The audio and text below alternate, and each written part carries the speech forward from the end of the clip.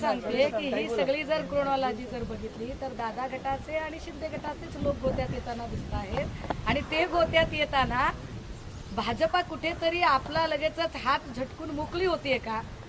कदाचित निकालाचा अंदाज आल्यामुळे आणि भाजपाच्या हे लक्षात आले की जर हे असेच आपल्या सोबत राहिले तर विधानसभेलाही फटका बसू शकतो, त्यामुळे आत्ताच आपण यांच्यापासून वेगळं झालं पाहिजे यासाठीची ही नांदी आहे का की शिंदे आणि दादा गट या दोघांच्या पासून भाजपाला एक फारकत हवी आहे म्हणून चाललंय का? असू शकतो. भाजप जवळ कोणाला घेणार? दुसरं पर्याय काय? त्यांनी कोणाला जवळ घ्यायचं आणि कोणाला नाही घ्यायचं ते त्यांचं त्यांना लखलाभ. आम्ही कोणाला करायचं की नाही करायचं नाही, तुमचा जो काही गर्भित अर्थाने जो प्रश्न आहे त्याचं मी थेट उत्तर तुम्हाला देते. जर तुम्हाला कुणाला असं वाटत असेल की अमित शहा जे दार किलकिलं करून बघताहेत, काही दार ठोठावण्याचा प्रयत्न होतोय, तर नाही.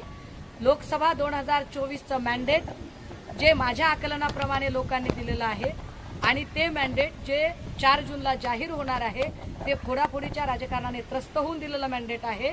त्यामुळे आता पुन्हा त्या सगळ्या भानगडीत जाणे म्हणजे लोकांच्या मताचा अव्हेर करणं असेल आणि सन्माननीय पक्षप्रमुख आणि शिवसेना उद्धव बाळासाहेब ठाकरे पक्ष त्या मॅन्डेटचा अव्हेर करणार नाही.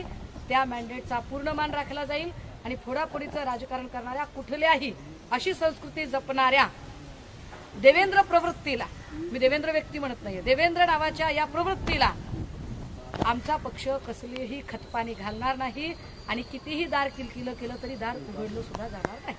आता यालाच जोडून मग दुसऱ्या एक अशा चर्चेत पुन्हा शिंदे आणि ठाकरे एकत्र येणार, गोगावले तर आशावादी म्हणतात काही होऊ शकतं, म्हणे जर सकाळचं भोगा बंद झालं तर काय हरकत नाही म्हणे वगैरे. गोगावले जिल्ह्यावर गोगावले आपला भाऊ आहे.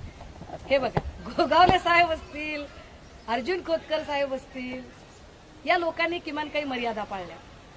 किमान या लोकांना हे तरी माहिती होतं की आपण जातोय ते कशासाठी जातोय. त्यामुळे निष्कारण ठाकरेंवरती बिल फाडायचं काही कारण नाही. असे अजून 2-4 नावं आहेत, पण काही लोकांना लगेचच आभाळ ठेंगणं झालं होतं आणि त्यांनी